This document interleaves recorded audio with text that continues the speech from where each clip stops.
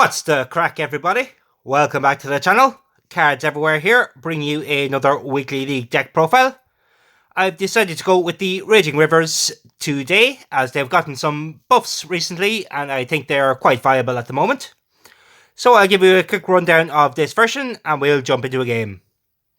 So first up, Epsilon Eridani B. On the play, if this is the only space card in your deck, your Raging River cards, wherever they are, gain 25 power until played. Next we have Mount Everest. On the draw, if it's before round 3 turn 2, this card costs +1 energy until played. And if it's after round 3 turn 2, this card costs -1 energy until played. And then on the play, if it's round 3 turn 2, give this card and the cards adjacent to this card 25 power permanently. Next we have Alpine Colossus. On the draw, if your deck contains at least one Majestic Mountains card, your Raging Rivers, wherever they are, gain 24 power until played. Next we have the Mythic Ushun. On the play, your Raging Rivers cards in hand gain 40 power until played, and then on the return, if your deck has exactly 12 Raging Rivers cards, your Oceans and Seas cards, wherever they are, gain 10 power until played. Next up, another Mythic, Kraken. On the play, your Oceans and Seas cards in hand gain 50 power this turn. Next up, we have the Ultra Fusion, Tidal Wave. On the return, your Oceans and Seas cards, wherever they are, gain 25 power and cost +1 energy until played. Next we have the Rivers. First up, Zambezi River. On the draw, your Bull Shark and Raging Rivers cards, wherever they are, gain 20 power until played. Next we have River Kauai. On the play, your Raging Rivers and Superstructures cards, wherever they are, gain 22 power this round. Next we have Kano Crystals. On the draw, a random card from each album in hand gains 18 power until played. Then we have Puerto Princesa Subterranean River. On the draw, your Raging Rivers cards, wherever they are, gain 20 power this round. And then on the return, your Natural Monuments cards, wherever they are, gain 20 power this round. Next we have the Euphrates. On the draw, if you have played the Euphrates this game, your Raging Rivers cards, wherever they are, gain 26 power until played. Next we have the River Ganges. On the draw, your Oceans and Seas cards in hand gain 26 power this turn. Then we have the River Thames. On the play, this card gains 20 power, and then on the return, if you won the turn, this card gains 20 power permanently, and if you lost the turn, this card costs +2 energy permanently. Next we have Amstel. On the play, this card gains 40 power for 6 turns. A nice low cost card. Then we have Congo. On the return, this card gains 50 power permanently. A fairly decent ramp up river. Then we have the Danube. On the play, if you are losing the round, your cards in hand gain 15 power for 2 turns. Second to last, we have the Volga. On the play, gain 25 power this round. Fairly simple, but good card. And finally, we have Yangatsi River. On the play, this card gains 20 power permanently. On the play, your other cards in hand gain 10 power until played. And also on the play, your 3 Gorgeous Dam card in hand gains 70 power this turn. So that is the deck, guys. It's been performing fairly well for me. I've been able to beat most things, although it does struggle against some of the lock and burn decks, but they're fairly rare to come across, so we don't need to worry too much about that. As you can see, I've been climbing the ranks a little bit this week. I've had a little bit more free time to play. For the most part, I was using the deck I showcased earlier in the week, the Big Stuff deck. That got me straight up to Dragon.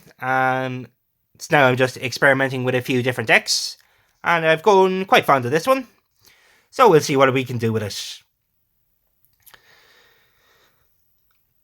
So I think we'll start out with some boosts, and we'll get the River Kawaii, I think, around. So we'll go with Epsilon, Tidal Wave, and Kawaii. So we are fairly far behind here at the start, but I still feel okay. We might lose the first round, but this deck gets fairly strong fairly quickly.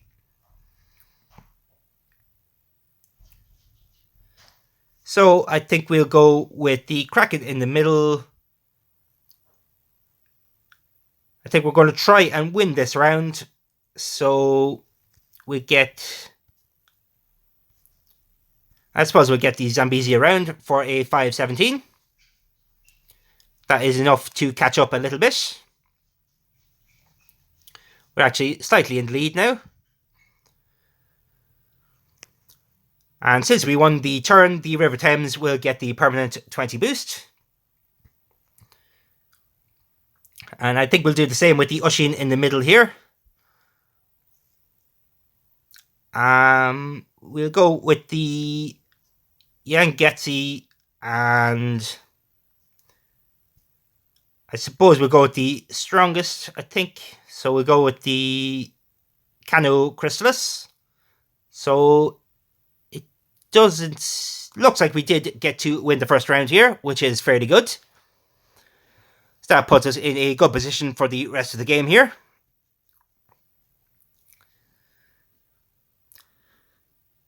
So there's round one in the bag. The opponent just seems to be playing a big stuff deck. So we'll do our best to keep up. So I think I'll get the Congo around for the permanent boost. We'll get the Euphrates first. And I suppose we'll go with the Volga. So a 498 start. Another good part about this deck is it's not affected too much by General Sherman and similar cards, as a lot of the cards start out quite low power. So we'll see what we draw here. We do the Everest fairly late, so we'll be holding that in hand. And we'll get the Subterranean in front here, so we draw that at the right time in the next time we need it. I think I'll put the Ganges here, and we'll put the Amstel there. That should be enough to keep up here. A strong turn from the opponent, but we are managing to stay ahead here. I might hold on to the Dunbei for a little bit. We'll see what we draw here. It's not looking too good for us here at the moment. So I think I'll just rotate around these cards and go for the win next round. So there are some weak hands here in this deck with the booster cards in Colossus and Epsilon. But again, we're looking for the overall win, not just a quick win with this deck. So we do want to ramp up a little bit. So we'll get our Kawaii around. The River Thames and the Kraken for a 567. So we are actually losing now, so we can get the full benefit of the Dunbei. Or Danube. Still not quite sure how to pronounce that. And we can use our Everest now. So I think I'll get the Zambezi, the Everest, and the Dunbei out for a 564 plus the boosts. So 654 in all. It is enough to get a decent lead here on the opponent. So we can play some weaker cards here in this hand and still be fairly safe. So we'll get the Euphrates around, so we get the boosts when we need them next time. We'll go with Yangetsi and the Ushin for a 626. And we have some good cards to start out the round next turn. The opponent is holding back a little bit on his cards, but thankfully we don't need to worry about energy too much with this deck. Even with the Tidal Wave card, the cards don't get overly costly, at least for the energy this week.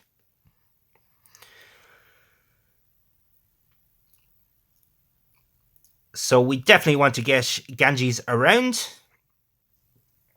I think I'll go with the Congo and the Volga for a 767 start. So we are in a fairly decent lead here to begin with. So the opponent will have to pull out his big cards this round just to win, as he does need the win. Well, I think I will play a bit of a weaker hand here for a 352. So the opponent has played some of his good stuff here, so he caught up quite a bit. But we'll see what we draw here next turn and decide if we want to go for the win or hold back and go for a round 3. So we do have some fairly strong cards here, but the opponent also has some fairly strong cards. So we can 741, 751.